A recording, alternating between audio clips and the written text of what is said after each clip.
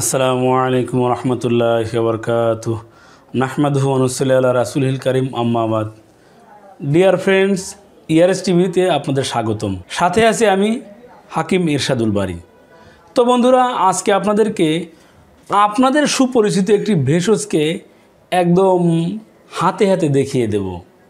তো বন্ধুরা, আমি সাধারণত এই ভেষজগুলোকে একেবারে হাতে হাতে দেখিয়ে দিই এই জন্য, যাতে করে আমার কোনো বন্ধু, কোনো ভাই, কোনো বোন আপনার প্রতারিত না হন। সাধারণত অধিকাংশ সময় আমি কাঁচা কাঁচা একদম সদ্য ভেষজগুলো দেখিয়ে থাকি, আবার এটি শুকানো অবস্থায় কেমন থাকে সেটিও দেখানোর চেষ্টা করি। সাধারণত আপনার পাউডার আকারে অনেক সময় কিনে থাকেন, কিন্তু আপনাদের মনের মধ্যে তৃপ্তি হয় না যে আমি কি ভালো ভেষজ পেয়েছি নাকি ভেজালযুক্ত ভেষজ পেয়েছি। তো বন্ধুরা, কাঙ্ক্ষিত ফলাফলের জন্য ভেষজের উপর আস্থাটাও অনেক জরুরি। বিশেষ করে প্রাইভেট সমস্যার জন্য, প্রাইভেট সমস্যার সমাধানের জন্য আমরা যে সকল ভেষজগুলো ব্যবহার করে থাকি, আপনি যদি স্বয়ং নিজে দেখে নিজে তৈরি করে ব্যবহার করেন, এতে 100 এই ভেষজ কাজ করবেই ইনশাআল্লাহ। সেক্ষেত্রে জরুরি হলো আপনার একটু চেষ্টা, আপনার একটু কষ্ট স্বীকার করা।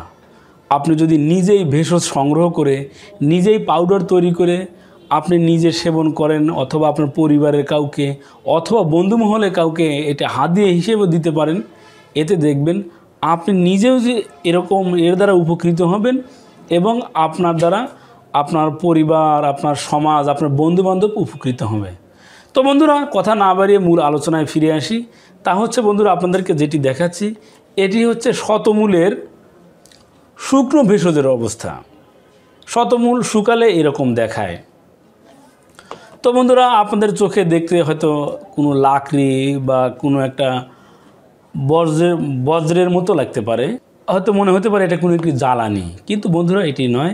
এটি হচ্ছে আপনাদের সুপরিচিত ভেষজ শতমূল, যেটি সাধারণত যাদের ইরেকটাল ডিসফাংশন রয়েছে, যেটাকে আমরা উত্থানজনিত সমস্যা বলে থাকি, সেই সাথে শুক্রতারল্যজনিত সমস্যা, যেটিকে মেডিকেল সায়েন্সে বলা হয় প্রিমেচিউর ইজাকুলেশন, যাদের সঙ্গিনীদেরকে একটু আলিঙ্গন করলে, একটু টাচ করতে না করতেই বীর্যপাত হয়ে যায়, অনেকের বা ইন্টারকোর্স করতে করতে মাঝপথে প্রাইভেট অঙ্গ একেবারে শীতল বা শিথিল হয়ে যায়, তো তাদের জন্য এই শতমূলের পাউডার অত্যন্ত গুরুত্বপূর্ণ মহা ঔষধ, একেবারে মহা ঔষধ।